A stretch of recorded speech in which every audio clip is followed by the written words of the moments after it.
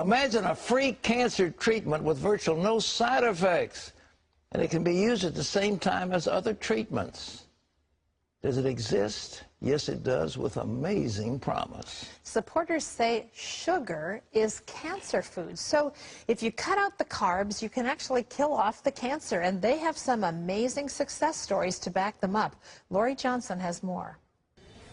Dr. Fred Hatfield is an impressive guy. He's a powerlifting champion, author, millionaire businessman with a beautiful wife. But he'll tell you his greatest accomplishment is killing his cancer, just in the nick of time.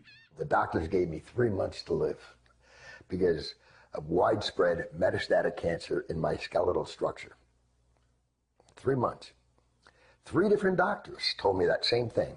It's a horrible, horrible feeling to have someone tell you that the person that you love only has 3 months to live and you're not going to be with him anymore. While Fred was preparing to die, he heard about an anti-cancer diet, also known as metabolic therapy.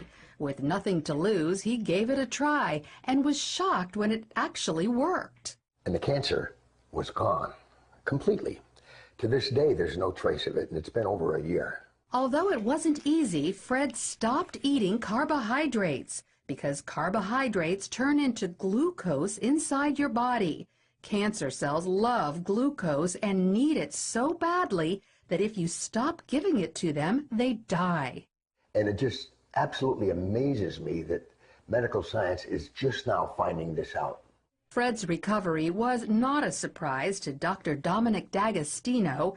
His team of scientists at the University of South Florida study metabolic therapy. When they removed carbohydrates from the diets of lab mice, the mice survived highly aggressive metastatic cancer, even better than when they were treated with chemotherapy. We have dramatically increased survival with metabolic therapy. So we think it's important to get this information out. And it's not just lab mice. He's also seen similar success in people, lots of them. I've been in correspondence with a number of people, probably at least a dozen people, and over the last 1.5 to 2 years, and all of them are still alive, so despite the odds.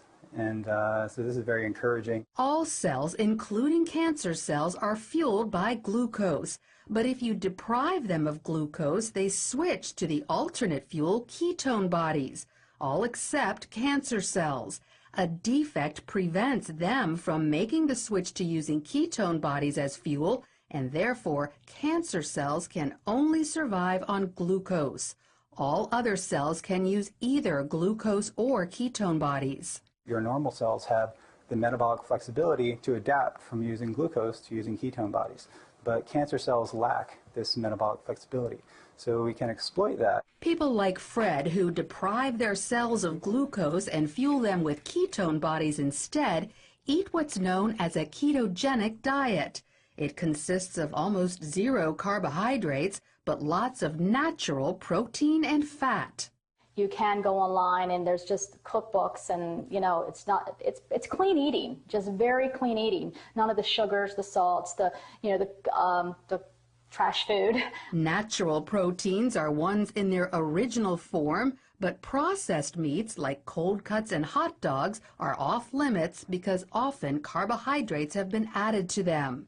Natural fats are in their original form, like olive oil, avocados, nuts, and also coconut oil. But stay away from trans fats such as shortening or margarine, which are man-made.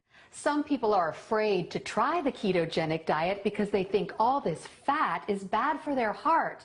But more doctors are now saying natural fat is actually good for you, even natural saturated fat like coconut oil and butter. Doctors like cardiologist Stephen Sinatra. Is cholesterol the major cause of heart disease? Absolutely not. In his book, The Great Cholesterol Myth, he says the real cause of heart disease is inflammation, which comes from eating too many carbohydrates. We need to coach our patients and empower them about the dangers of sugar. Unfortunately, they're not hearing that. They're hearing the converse, the dangers of fat. Fat is healthy for you. as long as you avoid trans fats. So by cutting back on carbohydrates and eating natural fats and proteins, you could improve your heart health and even wipe out cancer. Amazing. Our reporter, Laurie Johnson, is with us. Laurie, why isn't the medical establishment shouting this from the housetops? It's fabulous. 2 words. Drug companies. He said drug. Now, we know how expensive this kind of research is, and who normally pays for medical research? The drug companies. The drug companies. Yeah, and sure. why do they pay for the medical research? Because they're usually testing a drug, and if the research goes well, then they'll make a whole pile of money on that drug when it's approved. Well, this is a diet. Who's going to make money off of a diet? So they're not testing it The olive to oil its suppliers extreme. aren't going to have a cartel. The olive, Exactly. Yeah, okay. And, you know, talking about this cancer story, just a short time ago, I received word of a woman who had cancer of the salivary glands Yes. and was getting ready to have surgery, disfiguring surgery on her jaw. She went on the ketogenic diet, and now she doesn't have to have the surgery. And the ketogenic diet has been a godsend for children with epilepsy. Now, I've already done a story on this. It's been a couple years, and for folks who didn't get to see it, I went up to the Mayo Clinic and interviewed parents of a little boy who was having 100 seizures a day. Nothing was helping him. And then one of his doctors said, hey, maybe the problem is glucose. So they took him off carbohydrates, and his seizures stopped like that. Incredible. And now kids all over the country are on the ketogenic diet, kids with epilepsy. At least 20 years ago, there was a diet that you did it ketosis, and you had those urine strips, and they had to turn blue, purple, whatever. Right, yes. But to see if you're in, quote, ketosis. But as I recall, my joints got sore, and some bad things happened. It wasn't always sweetness and light with that. Well, it's not real simple, and I have tons of information and lots of links on our website if people are interested in going on it. At first blush, I would say maybe you weren't eating enough fat. You know, a lot of people think the ketogenic diet is all meat, but it's really a lot of fat too. And you don't have to go, you know, if you are dying of cancer or if you have epilepsy, then definitely a strict ketogenic diet would be right for you. But for those of us who are trying to prevent cancer, a moderate ketogenic diet has been proven to be very successful. I'm on that. Are you? I've had cancer, and I don't want it coming back. Come on, you look so great. You had cancer. Thank you. My mom had a different kind of cancer, and so I'm at higher risk for that. So I'm on a moderate ketogenic diet, which allows for more carbohydrates than the strict ketogenic diet, but fewer than the average American eats. The average American eats about 60% carbohydrates, and a moderate ketogenic is about 25% carbohydrates. What are some of the little hidden killers that are out there that we're not even aware of? Well, topping the list for sure are the trans fats. Yeah. We've talked about this before, but I really don't think people are getting the message. Anything, you look at the label, anything that says hydrogenated, that's a trans fat.